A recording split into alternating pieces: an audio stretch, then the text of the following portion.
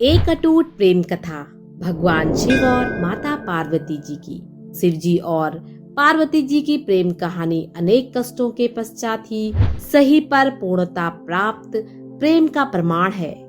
चाहे इस प्रेम को संपूर्ण होने में युग युगांतर लगे हों, इस प्रीत में पार्वती जी की कठोर तप तो शिव जी की सदियों की प्रतीक्षा समाहित है।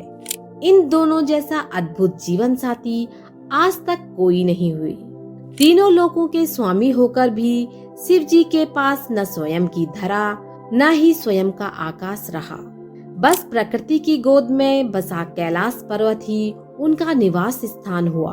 और दूसरी ओर पार्वती जी हर जन्म में राजकुमारी या बड़े घर की कन्या हुई। फिर भी उन्होंने अपने जीवन में शिव जी से अधिक किसी को नहीं चाहा। पुराणों में वर्णित है कि माता पार्वती जी ने शिव जी की अर्धांगिनी बनने के लिए 108 बार जन्म लिया। अंतिम 108वीं बार में वे पार्वती जी बनी। परंतु पार्वती जी के स्वरूप से पहले उनका जन्म दक्ष प्रजापति की कन्या के रूप में हुआ। तब उस जन्म में भी उन्होंने प्रेम से वशीभूत होकर शिव जी संग प्रेम विवाह किया। परंतु उनके पिता प्रजापति की इच्छा रही थी कि सती विष्णु जी से विवाह करें, ताकि वे सब प्रकार के वैभवों से युक्त व प्रसन्न रहे। पर सती तैयार नहीं हुई, बल्कि उन्होंने घोषणा कर दी कि मेरा वास्तविक सुख तो महादेव में निहित है। सती रूप में शिव जी की भक्ति और दृढ़ता से उन्हें अपना पति के रूप में पाया। इसी बात से दक्ष प्रजापति शिव जी के विरोधी बन गए और अपना सबसे बड़ा शत्रु उन्हें मान लिया।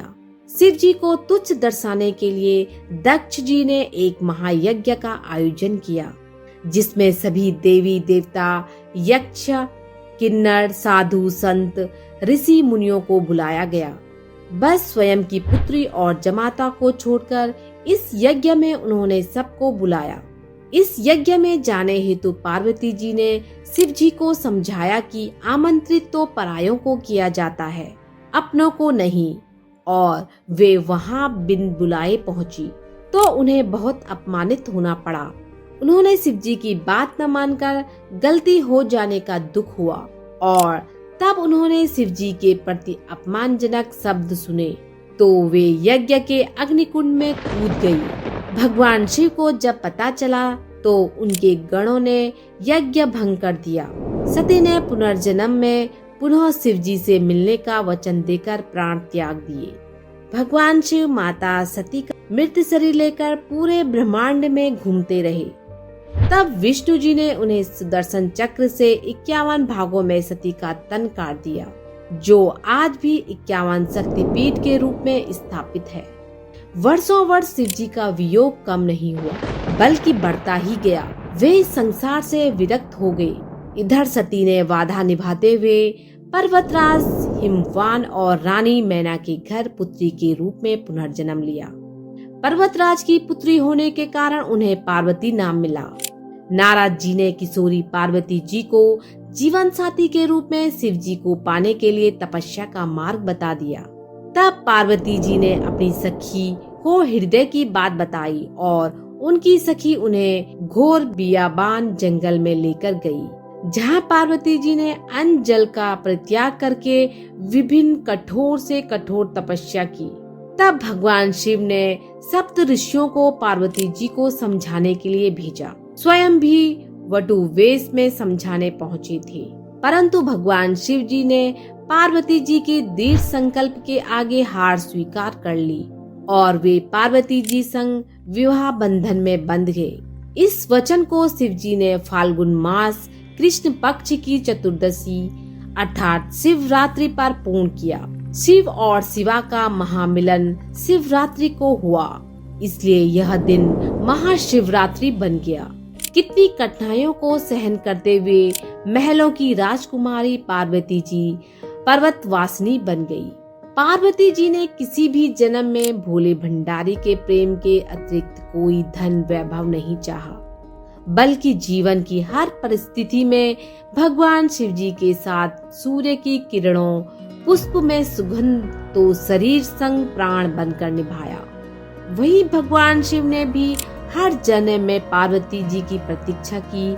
भगवान शिव जी जो गले में मुंडमाला पहनते हैं वो पार्वती के हर एक जन्म का प्रतीक है जिसे वे हृदय से लगाए रखते हैं। वास्तव में पार्वती जी ने अनेक कठिनाइयां सही तो भगवान शिव ने भी अथाह वियोग सहा। जिसे सभी कुछ सरलता से प्राप्त हो जाए उनका जीवन कभी पूजनीय नहीं बनता।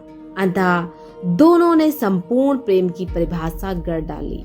आज के युग में जहाँ प्रेम के प्रीत के मायने बदल गए हैं, इस संपूर्ण हुए प्रेम के दिवस को महाशिवरात्रि के रूप में विशेष उल्लास उमंग ऊर्जा से मंदिर मंदिर घर पंडालों में पूजन व्रत करते हुए रात्रि जागरण के साथ मनाते हैं। साथ ही महादेव और महादेवी से इसी तरह के पूर्ण प्रेम को पाने की कामना करते हुए जीवन में संपूर्णता और सकल सुख पाने की इच्छा करती हैं। इस संपूर्ण युगल जगत के माता पिता का आशीर्वाद सभी के जीवन पर सदा बना रहे।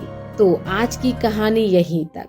आशा करती हूँ आपको मेरी यह कहानी पसंद आई हो। अगर आपको यह कहानी पसंद आई हो तो वीडियो को लाइक और चैनल को सब्सक्राइब जरूर करें और बेल आइकन को प्रेस करना ना भूलें ताकि आने वाली इसी तरह की और भी कहानी आप सबसे पहले देख सकें।